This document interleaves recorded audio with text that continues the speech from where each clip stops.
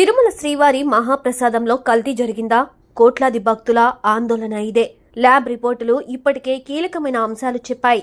CBI దర్యాప్తుకు డిమాండ్లు పెరుగుతున్నాయి. ఈ పరిస్థితుల్లో తిరుమల తిరుపతి దేవస్థానం ప్రభుత్వానికి ఇచ్చే నివేదిక ఏంటి? ఆ నివేదిక మీద ప్రభుత్వం తీసుకునే చర్యలేంటి అనేది ఇప్పుడు హాట్ టాపిక్ గా మారింది. లడ్డూ ప్రసాదంలో కల్తీ నెయ్యి వివాదంలో టీటీడీ ఈవో రిపోర్టు కీలకంగా మారనుంది. టీటీడీ లడ్డూ కల్తీ నెయ్యి విషయంలో పూర్తి స్థాయి నివేదిక ఇవ్వాలని ఏపీ ప్రభుత్వం ఈవోను ఆదేశించింది. టీటీడీ ఈవో శనివారం ప్రభుత్వానికి నివేదిక ఇవ్వనున్నారు.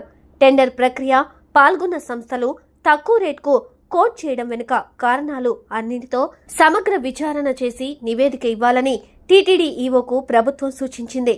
దీంతో ఆ నివేదికను తీసుకుని ఈ రోజు సాయంత్రం సీఎం చంద్రబాబును టీటీడీ ఈవో కలవనున్నారు. ఈ సందర్భంగా కల్తీ వివాదం, నెయ్యి కొనుగోలు రిపోర్టులతో పాటు పలు విషయాల గురించి చంద్రబాబుకు వివరించనున్నారు. నివేదిక అందిన తర్వాత తదుపరి చర్యలకు ప్రభుత్వం ఉపక్రమించనుంది. చట్టపరమైన చర్యలతో పాటు ఆలయ పవిత్రత, భక్తుల మనోభావాలను దృష్టిలో ఉంచుకొని ఆలయ శుద్ధి, సంప్రోక్షణ కార్యక్రమాలను నిర్వహించాలని నిర్ణయం తీసుకోనున్నారు. నివేదిక అందిన తర్వాత ఆగమ, వైదిక, ధార్మిక పరిషత్ పెద్దలతో సమావేశం కావాలని ముఖ్యమంత్రి నిర్ణయం తీసుకున్నారు. వారిచ్చే సూచనల మేరకు ముందుకు వెళ్లాలని ప్రభుత్వం ఆలోచిస్తోంది. లడ్డూ నెయ్యి వివాదంపై ఇప్పటికే స్పందించిన టీటీడీ ఈవో శ్యామలరావు నెయ్యి క్వాలిటీపై ఎప్పటి నుండో ఫిర్యాదులు వస్తున్నాయన్నారు. లడ్డూ పోటీలో నెయ్యి క్వాలిటీ పైన ఎంక్వైరీ చేశామన్నారు.